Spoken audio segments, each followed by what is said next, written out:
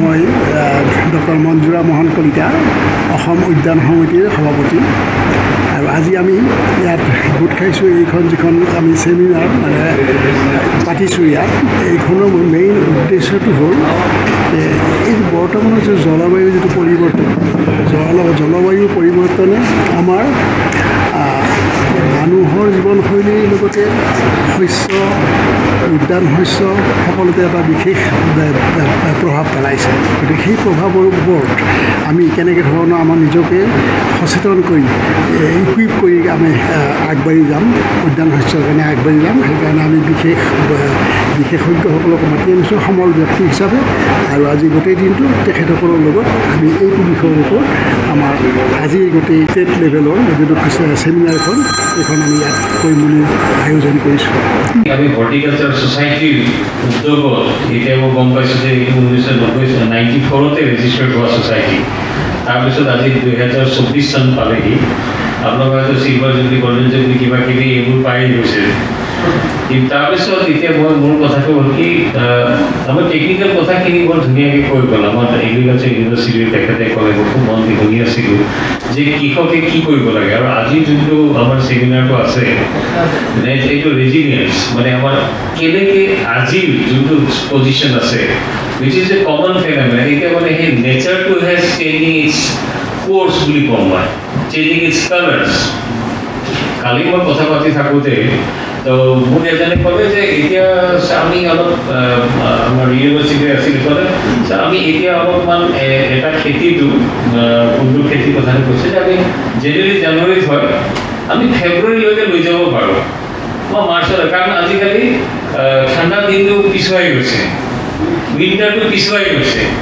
that tells in volume যে আমাৰ what is the change we are undergoing so এই চেঞ্জটোৰ কাৰণে সেই ইমান সুন্দৰ মানে এই যোনটো চেমিনাৰটো পাতিছে মই এইদিনা যেতিয়া আপোনালোকে মাতিব কৈছে মই কৈছোঁ ইটছ ভেৰি ৰিলেভেণ্ট যোনটো আমাৰ উদ্যান সমিতি আপোনালোকৰ ছ'চাইটিয়ে পাতিছে চ' ইমান ৰিলেভেণ্ট এটা কথাটো লৈ আপুনি পাতিছে কাৰণ এইটো আমি একদম এভৰিডে ফেচ কৰি আছোঁ আৰু মই বহুত বেছি মই আৰু কথাবোৰ নকওঁ কাৰণ এইটো বহুত সমল ব্যক্তিসকল আছে অঞ্চলতে আমাৰ খুব ভালকৈ জনা সমল ব্যক্তিসকলকো মই এটেচ কৰিছোঁ এতিয়া ভাবিছিলোঁ তো হৰ্টিকালচাৰত যেতিয়া মই ইয়াতে আপোনাৰ মই এতিয়া ডাইৰেক্টৰ হৰ্টিকালচাৰ হিচাপত যেতিয়া চাৰ্জটো ল'লোঁ লোৱাৰ পিছত তেতিয়া বস্তুখিনি অলপ মানে খোল খাইছে যে একজেক্টলি হৰ্টিকালচাৰ মানে কি আমি হৰ্টিকালচাৰক প্ৰকৃততে ক'ব গ'লে নোহোৱালৈকে গম নাপাওঁ যে হৰ্টিকালচাৰৰ ইম্পৰ্টেঞ্চটো কি আজি মই দেখিছোঁ আমি প্ৰত্যেক মুহূৰ্ততে দেখোন হৰ্টিকালচাৰ আমি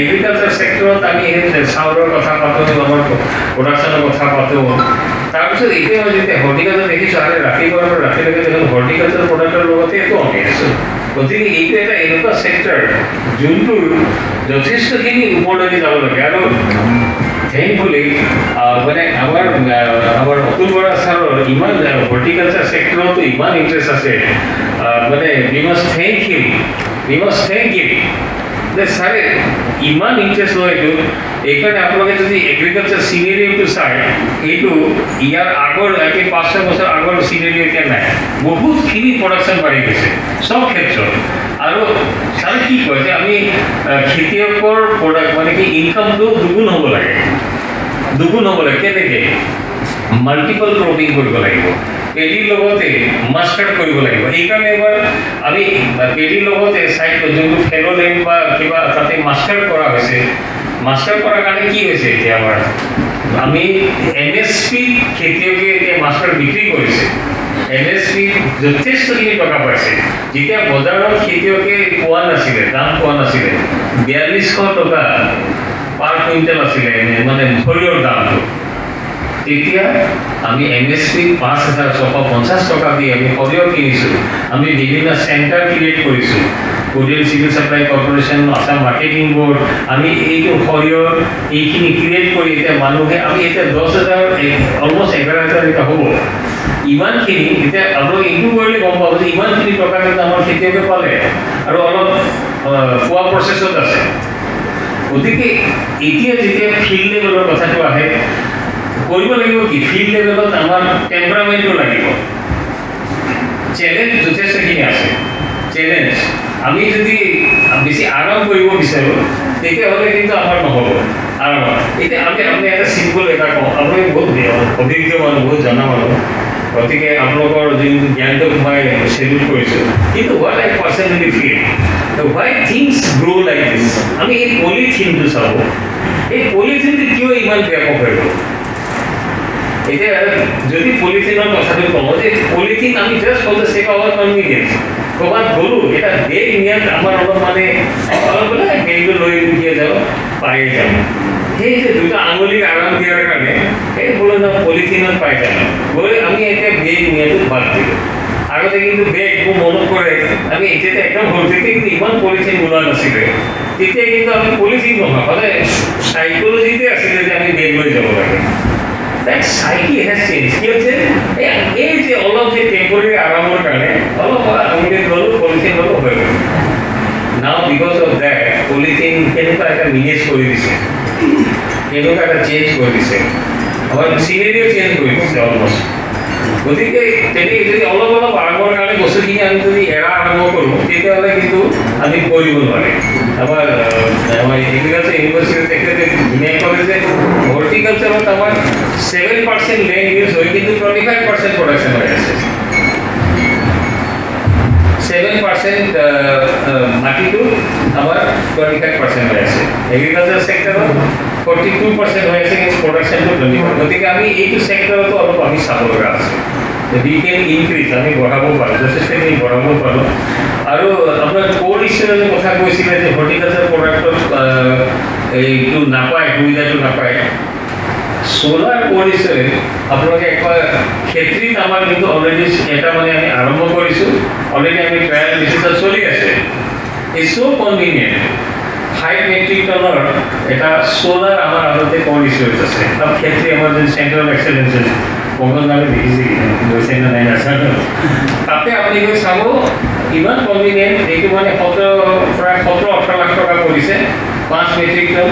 এতিয়া মানে চলি থাকে আৰু কাৰণ সোলাৰত চলে, বেছি খৰচ নাই। আমাৰ কোল্ড ষ্টোৰেজৰ মেইন প্ৰব্লেমটোৱে হ'ল আমাৰ ইলেক্ট্ৰিচিটি। ইলেক্ট্ৰিচিটিৰ বিল ইমান বেছি আহি যায়, গতিকে এইটো এফৰ্ডে কৰিবলৈ দিগদাৰ হৈছে।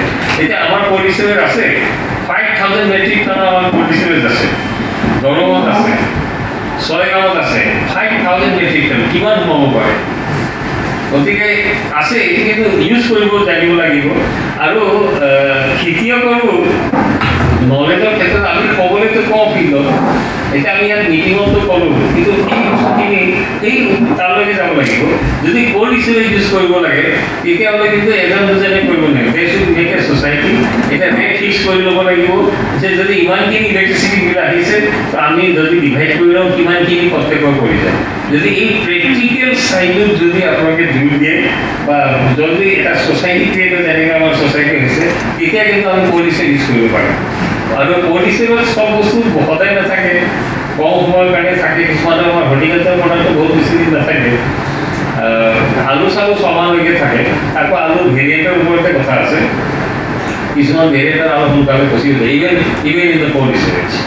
চ' এইখিনি কথাখিনি আজি আমাৰ ইয়াতে বহুত মানুহ আছে, আপোনালোকে বিভিন্ন ছেক্টৰৰ পৰা আহিছে, কেমিকেলৰ পৰা আছে, এফপিঅ আছে। এফপিঅ ইহঁতকে বিগ ৰোল, আপোনালোকৰ ৰোল বহুত ডাঙৰ। আপোনালোকে সেই ৰোলটো যদি ভালকৈ ফিল্ডত প্লে কৰিব লাগে পাৰে তেতিয়াহ'লে আপোনাৰ এটা যথেষ্ট চেঞ্জ আহিব। কিছুমান এফপিঅ যথেষ্ট কাম কৰি আছে। তো আমাৰ যদি আমি এফপিঅ এপিচিৰ কথা কওঁ, অসমত আমাৰ 534 এপিচি আছে, কিন্তু all are not equally active, গোটেইখিনি এক্টিভ নহয়। এতিয়া আমাৰ হৰ্টিকালচাৰৰ এফপিঅ আছে, এগ্ৰিকালচাৰ আছে, নাবাৰ্ডে ফাইনেন্স কৰা এফপিঅ আছে, প্ৰত্যেকৰে ৰোল বেলেগ বেলেগ আছে। গতিকে মই আকৌ এইটোৱে কৈছোঁ যে ইটছ আমাৰ নিজৰ উইল পাৱাৰ। কিছুমান এফপিঅ ইমান ধুনীয়াকৈ কাম কৰি আছে যে কাৰণে হয়তো 96 লাখৰ পৰা 1 কৰলৈকে আছে, কিছুমান আকৌ 95,000তে ৰখি গৈছে এনুৱেল টাৰ্ণ অভাৰ। হোৱাই ফেচিলিটিটো একে পায়, টেম্পাৰামেণ্ট। এই টেম্পাৰামেণ্ট কিবা এটা কৰি উলিয়ালে টেম্পাৰামেণ্ট যেতিয়ালৈকে ফিল্ডত নাহে, আপোনালোকে হয়তো কৰিছে সেইকাৰণে ইউআৰ হিয়াৰ, বাট ইকুৱেলি আপোনালোকৰ চবখিনি হোৱা নাই। আৰু আমি মানে মই এটা কথা চবকে কওঁ, ইভেন মোৰ অফিচাৰছকো কওঁ, আপোনালোকক কওঁ, আমি কামটো কেনেকৈ কৰিব লাগে এই উপায়টো ওলাই ল'ব লাগে। কোনটো দি কাম নহয় কোনটো ৰুলেদি বাধা দিয়ে কোনটো এই ৰুলৰ বাধাৰ ওপৰত যদি আমি ফ'কাছ কৰোঁ তেতিয়াহ'লে আমাৰ কাম কৰা এইটো বস্তুটো নহয় কেনেকৈ কাম কৰিব পাৰে এইটোৰ ওপৰত যদি ফ'কাছ কৰে কাম কিন্তু সদায় হৈ যায় আৰু যেতিয়া আগবাঢ়ি আহিব আপোনালোকে কামখিনি হ'বই হ'ব